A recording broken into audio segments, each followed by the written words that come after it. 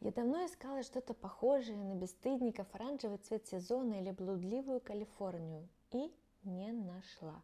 Но нашла его. Резкий, дерзкий, полный насилия, грубой ругани и шуток ниже пояса сериал про подростка по имени Уэйн. Он шатается по улицам и портит чужое имущество, грубит взрослым, решает конфликты кулаками и почти ни с кем не дружит.